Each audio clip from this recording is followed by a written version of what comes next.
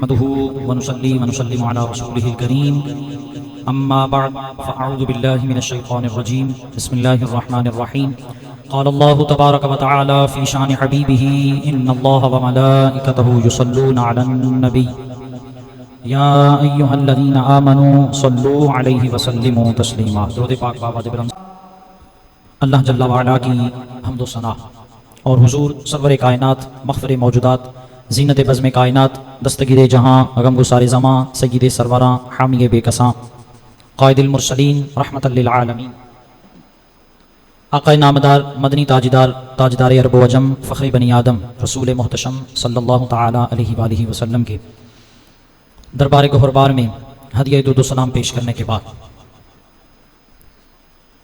آج کے جمعۃ المبارک کا ہمارا موضوع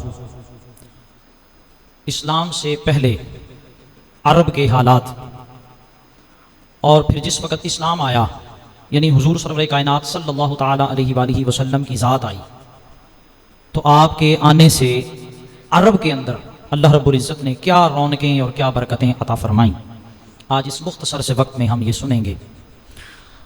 سب سے پہلی چیز تو یہ ہے کہ اسلام سے پہلے عرب کے مذہبی اخلاقی سماجی اقتصادی اور سیاسی حالات کیا تھے۔ عرب کے افادیت اسی طرح پتہ چلتی ہے۔ آج وہ لوگ جو اپنے طور پر اسلام کی ڈیفینیشن کرتے ہیں، جو اپنے طور پر اسلام کا ایک آئینہ دکھاتے ہیں، حقیقت کے اندر کیا وہ اسلام کا مزاج ہے یا نہیں؟ تو جب ہم پہلے دور کو دیکھیں گے نا، اسلام سے آنے والے، اسلام کے بعد سے پہلے والے دور کو، یعنی حضور علیہ السلام کی تشریف آوری ہوئی اس سے پہلے عرب کا دور کیا تھا، اس کے حالات کیسے تھے، جب ہم اس کا مشاہدہ کریں گے تو ایٹومیٹیکلی ہمیں پتہ چلے گا کہ اسلام نے آ کر بیسیکلی ہمیں جینے کے حوالے سے بتایا ہے۔ اسلام نے آ کر وہ چیزیں روشناس کروائیں، وہ چیزیں آشنا کروائیں جن کے بارے میں ہم تو جانتے ہی نہیں تھے۔ اچھا، سب سے پہلی چیز، اسلام سے پہلے عرب کے مذہبی حالات کیسے تھے؟ اور وہ آپ جانتے ہیں کہ عرب نے اپنے اپنے بت بنا لیے، اور عقیدہ ان کا یہ تھا کہ فرشتے معاذ اللہ یہ اللہ کی بیٹیاں ہیں، اور لات، عزا اور ہبل جیسے بت انہوں نے بنا لیے، اور ہر قبیلے کا الگ سے ایک بت تھا۔ خاص طور پہ یہ لات، عزا، یہ وہ بڑے بڑے بت تھے جن کی وہ پرستش کرتے تھے، اور وہ ان کے لیے بڑے مقدس تھے۔ یہ وہ بت تھے جو ان کے لیے بڑے مقدس سمجھے جاتے تھے۔ اچھا، پھر اس کے بعد مختلف طرح کے مذاہب وہاں موجود تھے۔ کچھ ایسے بھی وہاں موجود تھے جو اللہ کو مانتے تو تھے لیکن روز قیامت کا انکار کرتے تھے، جو انبیاء کی تشریف آوری کا انکار کرتے تھے، جنہوں نے رب کو خدا تو مانا لیکن اس کے بعد کے جو معاملات تھے ان کو ایکسیپٹ نہیں کیا، حساب و کتاب کے معاملے کو ایکسیپٹ ہی نہیں کیا، روز جزا اور روز قیامت کو ایکسیپٹ ہی نہیں کیا۔ تو ایسی جو ہے وہ مذہبی ان کی حالت تھی اسلام لانے سے پہلے۔ ان کو پتہ ہی نہیں تھا کہ خالق کی پہچان کیسے کرنی ہے، انہیں اس بارے میں نالج ہی نہیں تھا کہ خالق کی ذات کون ہے، جس نے ہمیں پیدا کیا، جو ہمارا مالک ہے، جو خالق ہے، جو رازق ہے، جس نے ہمیں سر کے بالوں سے لے کے پاؤں کے تلووں تک ہر نعمت سے نوازا ہے، اس رب کی پہچان ہی انہیں کوئی نہیں تھی۔ اچھا، آگے چل کر یہ تو تھا ان کا مذہبی معاملہ کہ مذہبی طور پر انہیں کوئی اس قسم کا معاملہ ان کے اندر موجود ہی نہیں تھا، انہیں خالق کی پہچان ہی نہیں تھی۔ اگلی چیز، اخلاقی اور سماجی پہلو، وہ اخلاقیات سے ہر اعتبار سے گر چکے تھے، جنگجو تھے، انتقام پسندی تھی، لڑائی جھگڑا تھا، اور سالوں تک ایک جنگ ان کے اندر چلتی آتی تھی۔ پانی پر جنگ شروع ہوئی تو سالوں تک وہی چلتی رہی، عورت کے حوالے سے جنگ شروع ہوئی تو سالوں تک وہی چلتی رہی، 10 سال تک جنگ رہی بغیر کسی وجہ کے، آپس کے اندر اپنے ہی خون کے وہ پیاسے تھے۔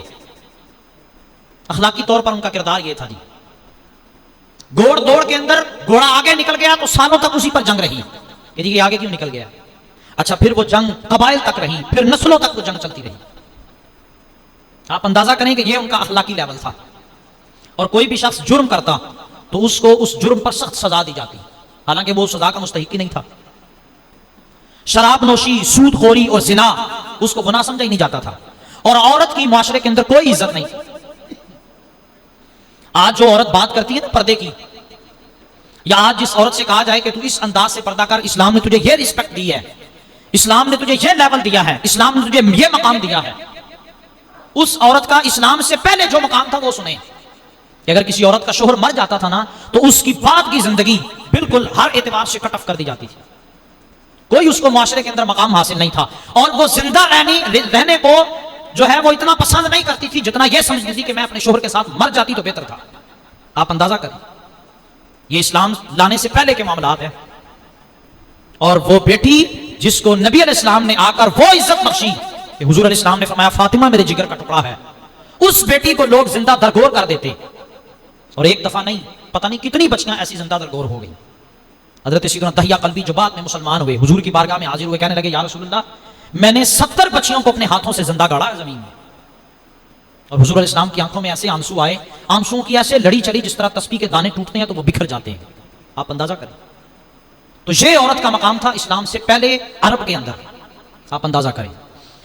بہرحال اس کے بعد اقتصادی معاملات وہ کیسے تھے؟ عرب کے اندر دو طرح کی آبادیاں تھیں، پہلی وہ تھی کہ جو شہروں میں، قصبوں میں اور دیہات کے اندر آباد تھے، وہ ایک عرب کا جو ہے وہ حصہ تھا، اور دوسرے وہ تھے جن کا کوئی مستقل طور پر ٹھکانہ نہیں تھا، بلکہ وہ خانہ بدوش کہلاتے تھے، جہاں پر ان کو ان کی غذا میسر آ گئی، جہاں پر ان کے جانوروں کے لیے چارہ میسر آ گیا، جہاں ان کو پانی مل گیا، بس وہیں پر انہوں نے اپنا پڑاؤ کر لیا، وہیں پہ وہ رہنا شروع ہو گئے، کوئی مستقل ان کا ٹھکانہ نہیں تھا، اور پیشہ ان کا جو ہے وہ تجارت تھی، اور تجارت کے اندر سب سے زیادہ وہ جس چیز کی تجارت کرتے تھے وہ جانور تھے، اور جانوروں میں جس چیز کی سب سے زیادہ اہمیت تھی وہ اونٹ تھا، اور اونٹ جو ہے وہ یہ صحرا کا جانور ہے، پکی جگہ پہ رہنا اتنا پسند نہیں کرتا جتنا یہ صحرا میں رہنا پسند کرتا ہے، اسی لیے اس کو صحرا کا جہاز کہتے ہیں، دنوں تک یہ پانی اپنے اندر سٹور کر سکتا ہے، اس کی یہ خوبی ہے۔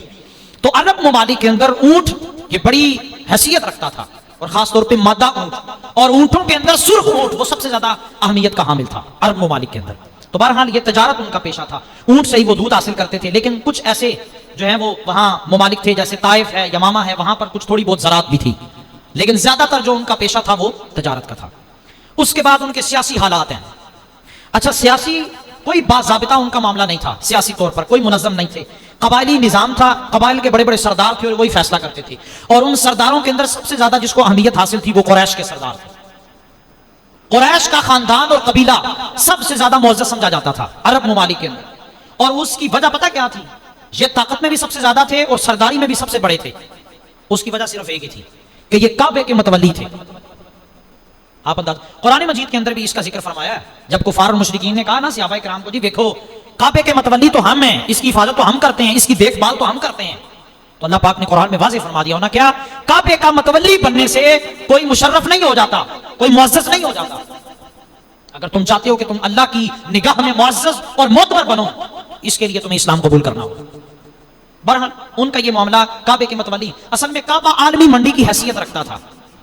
مکہ یہ عرب کا جو یہ شہر ہے مکہ کعبۃ اللہ شریف، یہاں یہ عالمی منڈی کی حیثیت ہوتی تھی، لوگ بڑی بڑی دور سے آ کے یہاں پر تجارت کیا کرتے تھے۔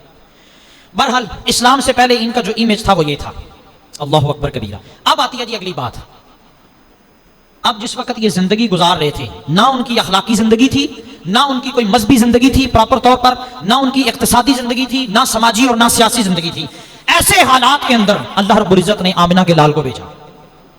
حضور سرور کائنات صلی اللہ تعالی علیہ وآلہ وسلم ان کے درمیان تشریف فرما ہوئے۔ آپ یقین کریں 22 سال 2 ماہ اور 12 دن کے عرصے کے اندر سرور کائنات صلی اللہ تعالی علیہ وآلہ وسلم نے وہ لوگ عرب کے وادہ نشین جن کو اٹھنا نہیں آتا تھا، بیٹھنا نہیں آتا تھا، چلنے پھرنے کے آداب نہیں آتے تھے، اور دنیا کی سب سے ان پڑھ قوم تھی، ان کے اندر اللہ نے اپنا قرآن نازل کیا اور حضور علیہ الصلوۃ والسلام کی ذات کو مبعوث فرمایا۔ تو 22 سال 2 ماہ اور 12 دن کے اندر اندر اس قوم کو اللہ نے پوری دنیا کے اندر اجاگر کر دیا۔ آپ اندازہ کریں، 2 خوبیاں بڑی اہم ہیں، یہ میں آپ کو بتاتا چلوں، 2 خوبیاں اور 2 خامیاں عرب کی ذہن نشین کر لیں۔ 2 خوبیاں تھی عرب کے اندر اور 2 ہی خامیاں تھیں۔ خوبیاں کون سی تھی؟ سب سے پہلی خوبی عرب کے اندر یہ تھی کہ وہ زبان کے پکے تھے، اور زبان کے اتنے پکے تھے کہ جب کسی کو زبان دے دی نا، پھر اس کے بعد اگر اتری ہے تو گردن ہی اتری ہے، زبان واپس نہیں آئی۔ یہ ان کی پہلی خوبی تھی۔ آپ پڑھ لیں ہسٹری اسلام کی، صحابہ کرام علیہم رضوان نے جب اسلام قبول کیا تو سکی ماں بھی چلی گئی تو فرق نہیں پڑا، باپ نے بھی چھوڑ دیا تو فرق نہیں پڑا، قبیلہ خاندان اور کنبہ تک چھوڑ دیا، شہر چھوڑ دیا، اپنا گھر چھوڑ دیا، تجارت کر لی، سب کچھ منظور ہو گیا، لیکن انہوں نے کیا ایک دفعہ اگر محمد عربی کا کلمہ پڑھ لیا ہے وہ نہیں ہم نے چھوڑنا۔ زبان کے اتنے پکے تھے، آپ اندازہ کریں۔ حضرت مصعب بن عمیر کیا وہ غریب تھے؟ نہیں، امیر تھے۔ حضرت سیدنا کعب بن مالک کیا غریب تھے؟ عبداللہ بن مسعود، سیدنا صدیق اکبر سرداران قریش کے اندر ان کا شمار ہوتا تھا۔ حضرت عثمان غنی تجارت کے اندر مشہور تھے۔ اور بھائی غریب نہیں سنا ہے کہ چلو جی اسی پیسے کی کمی ہے تو اسلام ہی قبول کر لیں. بھائی نہیں، جس کو آج ہم اپنے معاشرے کے اندر وڈی وڈی سامی کہنے آنا ہے، یہ وہ لوگ تھے جنہوں نے اسلام قبول کیا. اور پھر اسلام قبول کرنے کے بعد انہوں نے کیا، بس بھائی زبان دے دی کیا سرور کائنات کو، اب یہ زبان کبھی واپس نہیں آئے گی. اچھا، اس میں مرد کیا اور عورتیں کیا، سب کا یہی لیول تھا. ایمان کا جو لیول سب کا یہی تھا، خواہ وہ مرد ہے یا عورت ہے، اسلام قبول کر لیا پھر پیچھے نہیں ہٹے. آپ پڑھ لیں حضرت سیدنا عمر فاروق رضی اللہ تعالیٰ کے ایمان لانے کا جو واقعہ وہ ایسے ہی ہے. آپ نے اپنی ہمشیرہ کو بڑا مارا، اس کے باوجود بھی انہوں نے کہا عمر اس جسم کے ٹکڑے ٹکڑے ہو سکتے ہیں لیکن محمد عربی کا دین نہیں چھوڑا جا سکتا. تو بہرحال سب سے پہلی خوبی یہ تھی کہ وہ زبان کے پکے تھے. دوسرے نمبر پر جو عرب کی خوبی تھی وہ کیا تھی، سخت حالات میں بھی وہ جینا جانتے تھے. جڑے لوگ حج کر گئے ہیں یا جنہوں نے حج کیا ہے یا عمرہ کرتے ہیں، ان سے پوچھے گرمی کے اندر صحرائی علاقہ، اب تو خیر بہت زیادہ ڈیولپمنٹ ہوگی، ٹیکنالوجی بڑی فاسٹ ہوگی، اے سی آ گئے، بجلی آ گئی، سب کچھ ہو گیا. میں اس وقت کی بات کر رہا ہوں، آج سے 1450 سال پہلے کی، جس وقت کوئی بجلی، کوئی الیکٹرسٹی والا معاملہ، کوئی کسی قسم کا ایئر کنڈیشن کچھ بھی نہیں تھا. لیکن وہ لوگ عرب کے اس تختے صحرا کے اندر بھی اپنے آپ کو فیس کرتے تھے، برداشت کر لیتے تھے. اس گرمی کے والے سے انہیں کوئی مشکل نہیں ہوتی تھی. یہ بھی ان کی ایک خوبی تھی، کٹھن حالات کے اندر بھی وہ جینا جانتے تھے. یہ دوسری خوبی تھی. اب آئیں گی خامی کی طرف، اس پر غور کیجئے گا.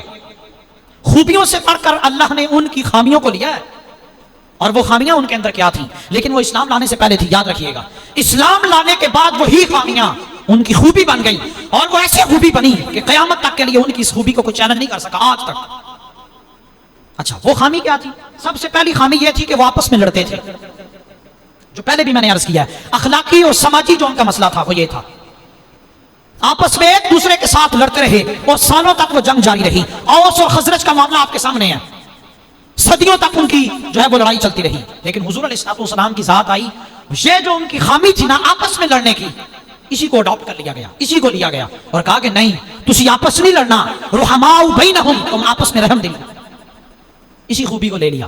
اثار اور مہاجر، کیا انداز اپنا دیا. پھر نبی علیہ السلام نے ایسی تربیت کی ان کی کہ وہ آپس میں ایک دوسرے پر جان نشاور کرنے لگے.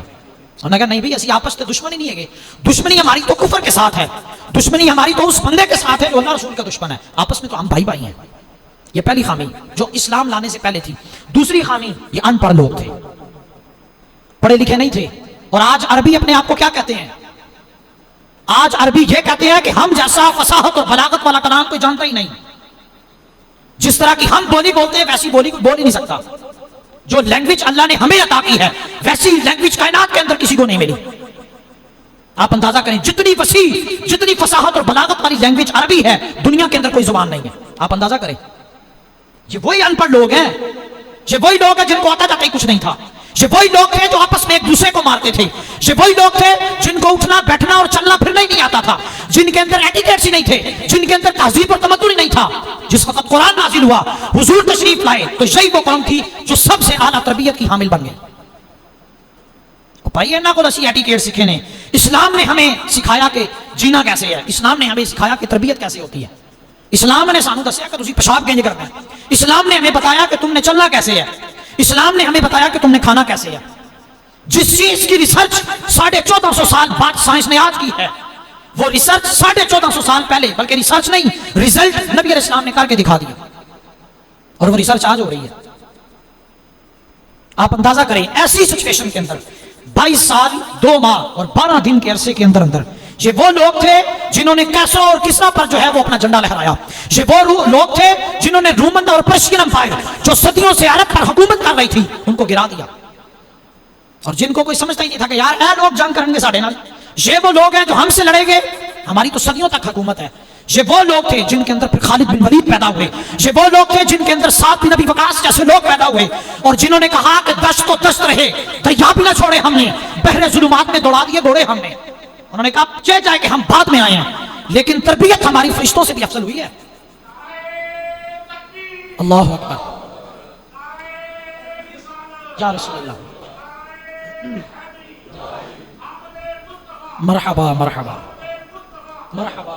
حضرت سیدنا عمر فاروق رضی اللہ تعالیٰ عنہ نے جس وقت لشکر روانہ کیا نا، تو جن لوگوں کے ساتھ جنگ تھی نا ان کو بتایا گیا کہ یہ مسلمان جنگ کرنے آ رہے ہیں، ان کو شکست دینے کا ایک ہی حل ہے، اپنی عورتوں کو بناؤ سنگار کر کے ان کے اندر بھیج دو.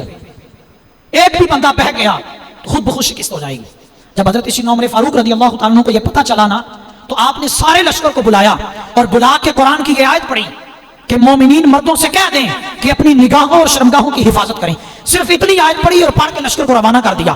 جب وہ وہاں سے گزرے تو ان کی عورتیں برہنہ ہو کے وہاں پر کھڑی تھیں اور صحابہ کرام میں سے کوئی ایک بھی ایسا نہیں تھا جس نے آنکھ اٹھا کے دیکھا ہو. وہ عورتیں ان کے پاس پیچھے دوڑی جا کے اور انہوں نے کہا تم اللہ کی مخلوق ہو, بندے ہو, انسان ہو کہ جن ہو, تم نے آنکھ اٹھا کے بھی نہیں دیکھا, تم کیا چیز ہو؟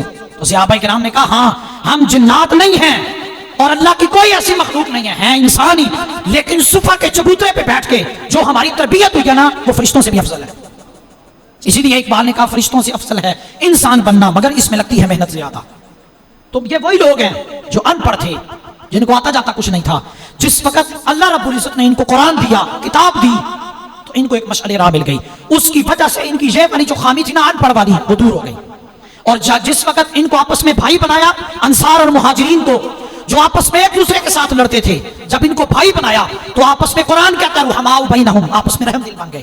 اور پھر جو تلوار اٹھی وہ کفر کے خلاف اٹھی. پھر جو تلوار اٹھی, پھر اگر کسی کے ساتھ لڑائی ہوئی تو وہ دشمن تھا, وہ اپنا بھائی نہیں تھا. تو اس لیے اسلام لانے کے بعد ان کی اس خوبی کو لے لیا گیا. یہ جو دو خامیاں تھی یہی لے لی گئی اور انہی کو پھر خوبی کے اندر کنورٹ کر دیا گیا. آپ اندازہ کریں. اور یہ کس وجہ سے ہوا؟ سرور کائنات صلی اللہ تعالی علیہ وآلہ وسلم کی ذات بالا صفات کی وجہ سے. وہ آمینہ کا لال آیا, وہ محبوب خدا آیا, وہ دلبر و دلدار آیا, وہ حسین و جمیل اور وہ حسن کمال آیا, جس کے بارے میں فرمایا گیا کہ وہ کمال حسن حضور ہے کہ گمان نقص جہاں نہیں, یہی پھول خار سے دور ہے, یہی شمع ہے کہ دعا نہیں. وہ محبوب آیا اللہ کا جس نے آ کر ان کی تربیت اس انداز سے کر دی.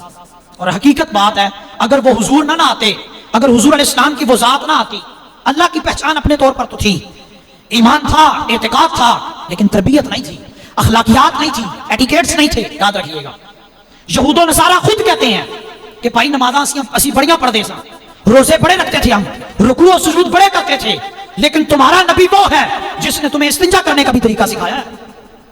تو بھائی ہمیں اس پر فخر ہے. آپ بخاری مسلم پڑھیں, امام بخاری نے پورے باب باندھے ہیں, امام مسلم نے پورے باب باندھے ہیں اس پر کہ ہم نے کھانا پینا کیسے ہے, وضو کیسے کرنا ہے, استنجا کیسے کرنا ہے, یہ آداب سکھائے ہیں.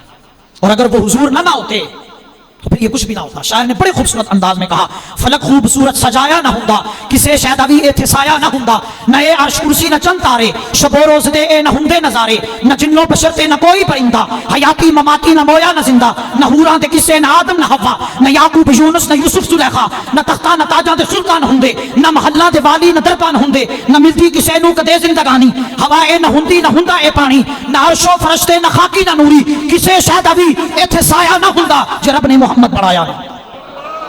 تو بیسیکلی سرور کائنات صلی اللہ تعالی علیہ وآلہ وسلم کی وہ ذات ہے کہ جس نے ان لوگوں کے اندر ایسی تربیت کی کہ وہ بعد کے اندر پھر ہمارے لیے مشعل راہ بن گئے. آج تک صحابہ کرام نے جس جگہ پر اپنا جھنڈا گاڑا ہے, پھر اس کے بعد وہاں سے کفر دوبارہ نکل نہیں سکا. یہ بات ذہن میں رکھیے گا. حضرت خالد بن ولید جیسا سپہ سالار, حضرت سعد بن ابی وقاص جیسا سپہ سالار, کوئی لائے تو صحیح, کوئی دکھائے تو صحیح, جو عدل و انصاف کو قائم کر گئے رہتی دنیا تک وہی رہے گا. یہ برکت ہے صرف سرور کائنات صلی اللہ تعالی علیہ وآلہ وسلم کی.